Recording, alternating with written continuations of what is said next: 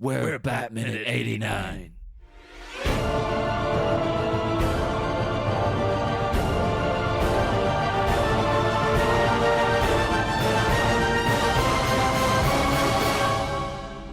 Hello and welcome to Batminute 89, the podcast where we attempt to discuss Tim Burton's 1989 movie Batman 1 minute at a time, but possibly go a little bit off topic.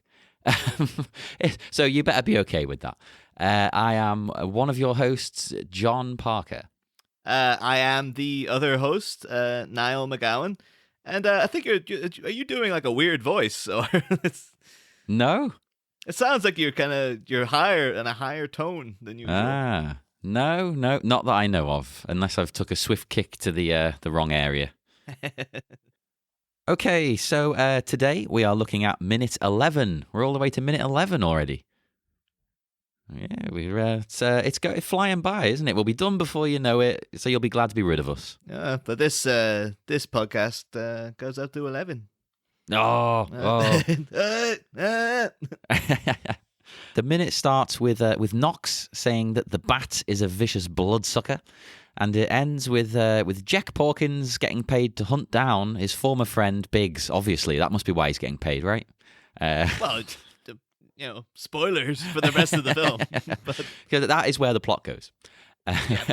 We got rid of that whole Batman business in that first scene, and now it's back to the main plot. Finding Biggs, basically. I'll tell you what, we might have mentioned this before, but I think we said we'd like to see a Batman movie where it's like from the criminal's perspective of the Batman being like a monster. But I think that would work even better if maybe Batman only showed up like 2 times or maybe 3. I think they've done that with like episodes of like the various Batman TV shows. Where like I know they had that one. It's not quite like that, but there was a really good one of the animated series called The Man Who Killed Batman. And it was about this like really nebbish underling working for, I think it was Rupert Thorne. Oh yeah. And he thinks he accidentally killed Batman. I think through various circumstances, he thinks he's like knocked him off an edge of a building into an explosion. and the whole like episode is just this guy, like he goes to prison and everyone thinks he's great because he's the guy who killed Batman and all that. And then he's sort of it becomes like a big shot and everyone starts calling him like Sid the Squid. And then, that's a great name. I like that. But then he gets picked up by the Joker, and then the Joker's kind of like, "Oh, that's you killed Batman. Oh, that's great." And then it becomes like after a while, you realize the Joker's actually like really, really pissed off that he killed Batman because he's like, "I'm the only person who could kill Batman." He won't let anyone else touch him. Yeah, he's insulted that someone else has like stepped on his toes, basically. And then, but by the end of the episode, it turns out it was all an elaborate ruse. That My God, I never saw that coming. But Batman is still alive in this film. But yeah, we start off here with as I said, Knox saying that the bat is rumored to drink blood, which I thought was a nice little touch. But the first thing that came to mind was, with him being a bat, I just thought of I never drink thine. the old Dracula phrase. I think they got like Gary Oldman in to play Batman, and he tried to like if he played him as hammy as he does Dracula, this would be a very different film. Oh God! I want to see that now. That should be the next one. But the only thing in like the way our episodes kind of had to chop things up, because I think that this whole delivery is kind of ruined when you chop it up, though, because I love the flow of that. They say he can't be killed. They say he drinks blood. I say you're full of shit, Knox. I love that banter between these guys, and it's like as having to chop up that little segment. It's kind of like, well, it's kind of ruined there. But thankfully, most people will not be watching this film 1 minute at a time, I guess. I assume every fan of the show, all 3 of them, will be doing that. Exactly. That is a great line from Eckhart, though. It's perfectly timed, and it's like it's so simple and crude, but it works. And then he has the capper on top of that, and you can quote me on that, and flicking his cigar at him. That's a bit excessive, isn't it? That's quite a violent thing for him to be doing. I know he's not going to burst into flames, but bloody hell. But as a testament to Knox, the character, doesn't faze him. Like he's still grinning away and just like, oh, he's you get the vibe that as we see later on, everyone dumps on this guy. Like no one likes him. Yeah, and I think he puts up with this from the police on like a daily basis. That's the impression you get. He doesn't care. He's like, well, he's always doing that. I think like he seems to be very conscious. Like as we said in the previous episode of him, when he first sees Eckhart and he has this real sort of like sneering grin as he's approaching him, because he knows he doesn't want to talk to him. And he knows he almost knows he's not going to get any information out of him. But he has to just keep chipping away, and maybe eventually he'll break through to someone somewhere will eventually answer a question for him. Well, or he might accidentally let something slip. You never know. Yeah. Well, that's the next thing. Knox, I love what he says next, because he asks him if he says, is there a 6-foot bat in Gotham City? Which sounds pretty crazy enough on its own. But then he follows it up with a nice little cherry on top. And if so, is he on the police payroll? Which is because the way he says it. So what's he bringing in? I think he seems to initially suggest that it's an actual 6-foot bat that is working for the police. I mean, it made me think. Should the police force fight crime with animals other than dogs? Is that ethical? Well, I mean, if you can get a 6-foot bat. I think you'll probably be put into like scientific study for a while. Oh yeah. But then if you can weaponize him, I guess. Yeah. Or maybe he's not even like weaponized. He's like, no, he's just like Eckhart. He's just like goes out and just gets on the trench coat and just like, oh god, gotta make a living, So. Oh, that's a great image. You need to draw a picture of that. But well, then the next line that you said was, if so, what's he pulling down after taxes? That begs the question, should animals working for the police force earn full wages and be taxed? Well, I'm glad this podcast is getting into the real issues here, John. like for too long have the rights of the police dogs been just cast aside. Exactly. So, I mean, 6-foot bats, I imagine, I think he would get a bit, he'd get a bit extra, because he's bound to be, unless he is literally like Eckhart and is just a lazy schlub who's corrupt as anything as well. It doesn't sound like he is, this mystery 6-foot bat. But it sounds like if you could fly around and like take out criminals, you'd be like the most efficient police officer ever. But sadly, I don't think that's exactly what they're dealing with at the minute, anyway. But that is something I want to see, a movie dealing with the moral issue of the police force splicing their officers with animal DNA, and that'd be good. Because I remember one of the rumors for before Jurassic World was a thing, was that there was going to be and they kind of worked it into the plot, I guess, where like they were going to have modified velociraptors that could hold guns, and this was like a military thing. Oh god, yeah, I remember that. And I think they might even be like pursuing that for the next one. Like I think they've not let that idea die. But that could be like, that could be like Jurassic Park 8. It's by the time they get there, it's like, what if velociraptors were like cops, and they would just. Now that I would watch. It's the middle bit I don't want to see. The leap from Jurassic Park to them running around with machine guns. No, I want to see them go all the way. A full society of dinosaurs. Although, I guess they already kind of did that with Theodore Rex, the Whoopi Goldberg thing. The classic. Yeah, the most acclaimed Whoopi Goldberg film of that week, I believe. I can't argue with that. Whatever week it came out. Although I can't even, don't quote me on that. Like, I mean, maybe Ghost was out the same week, and I was like, oh, no. She was in something way better. Hot competition. But in this particular minute of Batman, Eckhart, he ignores all of this chat, all of it, and he just walks off. And we next see him turning down an alleyway. I suppose I should just point out at this minute, or at this second of the minute, tragically, this is the end of it's the last interaction we get of Knox and Eckhart for the whole film. Oh. So any Knox and Eckhart shippers out there, this one's for you. It's the last we see of. What would the ship name be like? Knochart or No, yeah. Oh God. X Knox. Knox. Knox. So for all Knox fans out there, that was I mean, like, even in that little minutes, I was saying, when we had the Jack Napier scene earlier, that I'd totally go for like a Jack Napier prequel.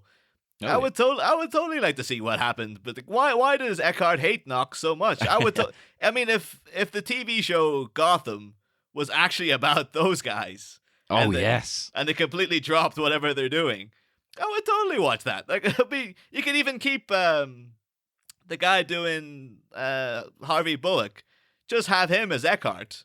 And then, like, it would work, yeah. Yeah, and then he can come back and ADR his dialogue, and it really kind of. And then you get someone like, I don't know, like Miles Teller as like as Knox or someone, and okay, yeah, I can see that happening. And then it'd be like maybe like do a spin on it, like Eckhart's like he doesn't smoke, he drives really trim in the city, and he's so optimistic about his new career in Gotham, and then he meets this reporter who's just really chipper. And he just grinds him down. It's a classic odd couple tale. I mean, and then even at the side, you could have Jack Napier there, and like you could give like Christian Slater could finally play Jack Nicholson essentially. Oh, you keep enticing me with this idea, and I need to see that before I die, or before one of them die. I'm thinking Slater's probably sitting around. He's like, "Oh, I hear they're making this Gotham, like this Jack Napier TV show. I know I'm in on that." And then he get like a phone call, and they'll be like, "Oh no, we've cast like Walton Goggins. Sorry, Chris," and just like slam the phone down on him. Right. So I mean, this might just lead to nothing, but I just was quite intrigued that behind Eckhart there in the alleyway, there's a flashing sign. Oh yeah, well it's the return of the flashing red light, which is yeah, another red light. Actually, I hadn't even thought about that. I was trying to work out what it said, because you can only see like the last bit of the first word, which ends in a V and an E, and then the next word is show. So I assume it's like love show. Like, well, I assumed live show, but well, I was thinking more CD, but Well, I mean, it could be CD, but it could be like be live. Yeah, it's good. We've got girls here. It's a live show. That kind of thing. You're probably more on the money. I'll be honest. I was trying to think outside the box, but I think you're with your simplicity, you are hitting the nail on the head.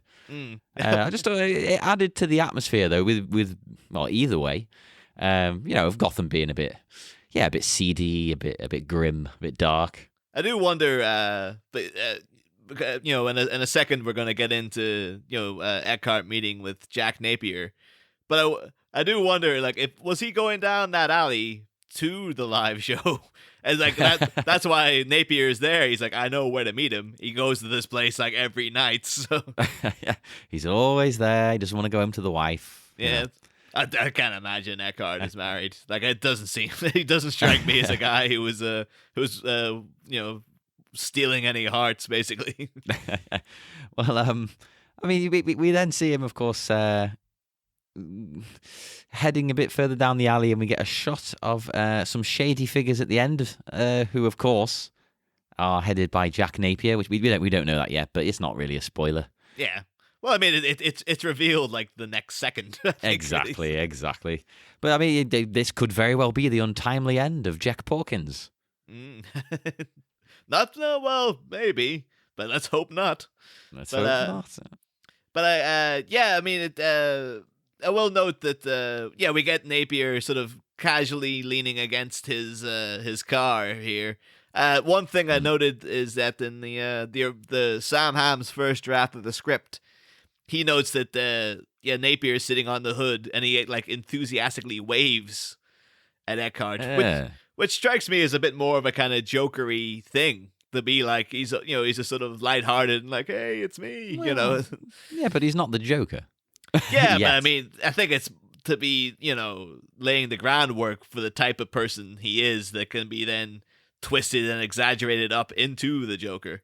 But Oh, maybe, yeah. that maybe that was what they considered it, and they were like, we want more of a flat out, complete transformation from like he's a sardonic, relatively calm kind of figure into like he's crazy, Yeah, that work. I mean, both work. Both work, don't they? I mean, it's sort of connected to that. It's jumping ahead a few seconds. Oh, do forgive me. But yeah, Jack gives Eckhart a smile. And I thought that was quite interesting. A bit like that wave. Because it's tough to tell like if it's a friendly smile or a threatening smile or probably both. Yeah. That's the kind of vibe I got. Like a bit of both at the same time. Well, I think it the character of Napier is just a natural smirker, isn't he? He just as Alicia pointed out, he doesn't worry about anything. So, he is at least trying to be, a little more discreet, and that he's, ironically enough, because he's got the black coat, black hat on, the collar's upturned, so it seems to give the illusion that he's like, he's trying to not make himself too announced. Yeah, which he immediately then throws out in like the next second when he when he actually like engages with Eckhart. But yeah, he's not too good at playing this game, to be honest. Although in the background we've got everyone's favorite there, Bob the Goon. Oh yeah, but Bob's my I think he's like my top 3 favorite characters in this film. Good God. Oh yeah, I love Bob the Goon. So. Well, I like the fact he's either buffing the car or washing bird crap off the windscreen. I can't really figure that out. My mind went immediately to it's bird crap, because he seems to be concentrating on one spot in particular. So. Yeah, he's really going for that one little bit, and it would seem a bit odd to be like, in the middle of the middle of a dark alley in the middle of the night to be like, I'm just gonna wash the car, like for no real reason other than yeah. I better get this. Is he trying to look menacing or something? Because it doesn't seem to be giving off that impression. And if he's not, then this isn't really the appropriate time to be cleaning the car. Well, I think it could stand to be like it's establishing 2 things about both characters here. In that, like, we've already seen that Jack Napier is very vain, in that he's got, the pristine suit, and he was checking himself out in the mirror and all that. And then this automatically just gets in the impression that Bob is his underling. So it would stand to me that, Napier has pride in his appearance. He probably has pride in his car. So but then like, oh, bird, could have been, maybe it was a bat shat on the car. Guano. Yeah, so he's got some guano on the screen, and he's just like, they're waiting for Eckhart, and he's like, Bob, take care of that for me, And because Bob is just the greatest guy in the world, he hops to it because he's a good friend to Jack Napier. As you'll discover throughout the movie, he's steadfast. Yeah. Oh, he's a guy. He's always there. He's always at his side. And not to get into spoilers, but Bob's end is truly tragic to me. But oh no, that is a spoiler. He doesn't die. He doesn't die. I mean, we'll address that in like 7 months or however long it'll take to get to that. But. Well, and we'll probably touch on Bob a lot more as we go along in general, won't we? I've actually got like quite a few notes on the guy who plays Bob, Tracy Walter, but I'm gonna leave them until next minute because Bob comes into his own in the next minute in a big way, I think. So now you've intrigued me because we don't share notes whatsoever to make it exciting because we're so good, in that way. We want you all to be thrilled from minute 1. But I mean, you've seen the film though. You see what Bob does. But but I do have Tracy Walter is a guy very much worth talking about. So that's something to lure people back in who are like, I forget about this show. Well, then of course we have Jack. He tosses Eckhart a bag and says that he brought him a snack. And not to sound nasty, but is William Hootkin's whole career basically based on him being fat? Yeah, that's what I was thinking. myself, because it's like you already got Porkins in Star Wars. There was a Major Eaton in Indy, and then like it's as if I think because that line isn't in the original draft of the script, but maybe like it got they realized that like Hootkins was cast, and they're like, we gotta get in. Can we change the name to like Lieutenant Fat Guy or something? It's like, no, it's too far down the line to change. It's like, yeah, throw in something about him just been fat. Like, yeah, get your little snack, Eckhart. I really hope Hootkins was in on this, Maybe that's he's just like his life was a constant misery of like, why do I even bother getting up? But no. But yeah, imagine him even sitting going like, he probably was combing the original script going like, is there a joke in here? Is it Eckhart? Is that like egg hard? Are they saying I'm eating too many eggs? No, I think I'm okay. And then clogging his arteries. And then like the day in the set. That's why he's so angry with Jack. He's like, he just had to do it. It's like they slipped in that script revision without me even knowing. Well, then, of course, Jack tells him that Harvey Dent has been sniffing around the company that they're using as a front, and it's revealed that he's thrown to him a bag of money. It's not a snack. It's not a sandwich. It's not a donut. It's money. He's a crooked cop. He's like, he's we need a Serpico to come in here to deal with all the crooked cops. It's Serpico. Am I the only cop who ain't crooked? I mean, it would be great if, a nice, if you'd want to twist this film into just being nicer, it could be like little snack for you, Eckhart, and then it actually is like a little sandwich. He's made him a little packed lunch. It's just like, oh, Jack, thank you so much. It's like, been looking forward to this. It's like, what's my favorite? That'd be great if he's buying him with sandwiches. Although he just makes them so good, he cuts the crusts off and everything. I do like Hootkin's reaction as well. Cause it's just that, like, why don't you just broadcast it? It's like, and then even to that, then Jack's comeback, just shut up. Like it's really just, it's like it's quite cute. Yeah, they've got good banter as well. This prequel show about all these characters is just a natural thing to me now. Like why hasn't this happened already? Warner Brothers, you're sitting on a gold mine. People have gone about like, oh, they should bring Keaton back as the Bat. Nope. He doesn't even need to be in the thing. Like he just maybe you could just see flashes of him in the background every now and then. You get people, just like constantly going on about the Bruce Wayne and like, oh, that guy, like he could never amount to anything. He's this little dweeby looking guy. As if he could be Batman. What an outrageous concept that someone like that could be Batman. No way. What are you talking about? Well, unfortunately, though, that's the end of the action. It's the end of the minute. That's it for this minute. It's not been an action-packed one in terms of on screen, but it's been action-packed for us in trying to record it anyway. Oh yeah. We don't want to reveal all the trouble we've had with recording this episode. Not personally. We're not arguing. No. Technically. I mean, that's pretty much all my notes. I've got a couple of little things about Hootkins. Well, very, very little things here. Unlike the man himself. So it's okay if you make jokes about him. Oh, I'm sorry. May he rest in peace. He's not even here to defend himself.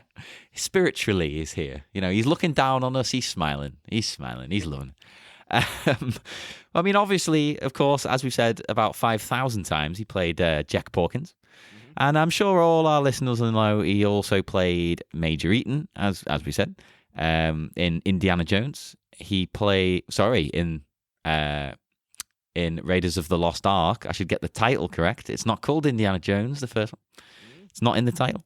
Yeah, and he also played Munson in Flash Gordon. And the fantastically named Harry Howler in Superman 4, everyone's favourite Superman. I'm sure you'll all know all this, but he also did a lot of video game voiceovers when I was looking into him. Loads of games I've played and didn't know he had anything to do with. He was even in the Evil Dead, A Fistful of Boomstick, which I remember playing that on, I think it was on the Xbox I played it, I'm not sure. I'm just wondering if is he doing like the Eckhart voice in any of them? It's just to be like I think Bruce Campbell's coming up to him. And he's just like, hey, what's with all these deadites? And he's just like, they drink a Drano. If he doesn't do that in the game, I'll be upset. We've probably missed 50 references in the game. Well, and also one of the things that really caught me off guard, as a big fan of this show, he is in an episode of Blackadder 2. Oh, yeah, yeah. He plays Monk, the prestigious role of Monk. Mm. I do remember as well that he's in an episode of Taxi as well. Taxi. Yeah. I actually remember it's one of those ones like Hootkins seems to have that kind of thing about him where like you don't, until someone connects it for you, you don't really realize it's the same guy. Like for years, I would never have thought, oh, Porkins is Eckhart. I could watch those two films back to back and I wouldn't have pieced it together until it was like I looked it up and it was like, oh, it's the same guy. But yeah, that's a good sign of like a great actor. I think that he just sort of he becomes the role, he blends in, he transforms. The only other thing I had was it was just a nice little detail I liked on the Batman wiki, where it says his character's name, of course, is Max, his first name. And then it points out that this must surely be short for either Maxwell or Maximilian. So, I can't see him being those names. To me, Max is fine. He's a Max. He's not a long form of that name. Well, again, we get this a couple of times throughout the film of like them changing names of things that could be linked to the comic. Like we get Grissom. We'll mention later. Grissom is essentially Rupert Thorne. Like he might as well just call him Rupert Thorne. Oh, and then we get Ace Chemicals change to Axis Chemicals. We mentioned in the previous minute, he's very similar to either Flass or very much Harvey Bullock. Why not just call him Harvey Bullock? Like what? Well, I guess he's not exactly, because Harvey Bullock is, he ends up aligned with Batman and all that. But even it's just a little like, that's Bullock, fine, go do it, that kind of thing. It's probably just putting their own stamp on it, isn't it? Like, well, we're going to take your idea and we're going to twist it slightly, and then it's our idea. I see, like Eckhart's, because I guess he could have been Flass, even though, as we say in Batman Year One, Flass does not look like William Hootkins. But I guess they didn't want. Maybe they could argue that we didn't want Bullock because we know he's a big deal in the comics, and this character was always, he always had a certain fate, which we'll get to. But it's just always it's the first of those like, why didn't they just call him that? Why? It's a bit odd. But oh well, you live and learn. Yeah, we'll let them get away with it for now. We'll see how many they do throughout the movie, though. Yeah, I mean, the only other notes I have were about the just the background of the street, because it does get into like it still looks these giant circular fans, and it looks very impending and ominous, but. We'll be talking a lot about the street decor actually even in the next couple of minutes. So, absolutely, yeah. So, well, before we go, I'll do a shout out today to the DC Cinematic Minute, who are going through obviously the new DC Universe movies, which kind of coincides with ours a little bit. Different series, obviously, but similar themes, similar movies. Yeah. Oh, well, imagine when they get to. I'm assuming they're still in Man of Steel at this minute. As of recording, yes, but we're rather slow. So, but I guess when they we'll be definitely should be swapping notes when it comes to Batman versus Superman. It'll be definitely in the same wheelhouse there. So.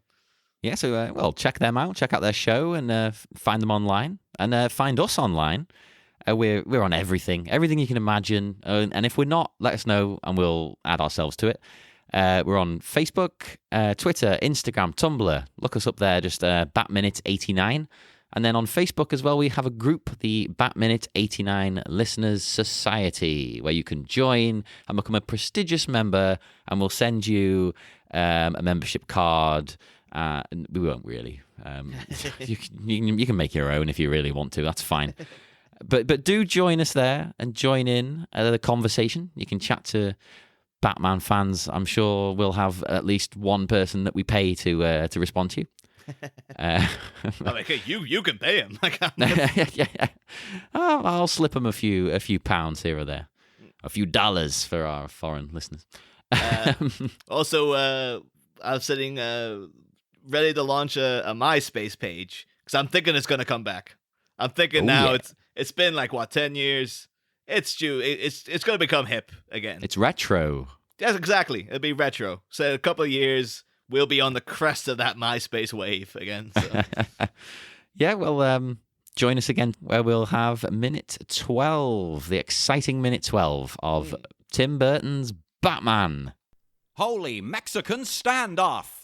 As a favorite goon, Bob's around in the background. The villainous rendezvous turns volatile. It's high noon after midnight in Gotham. Next time, same Bat Pod. Different Bat Minute.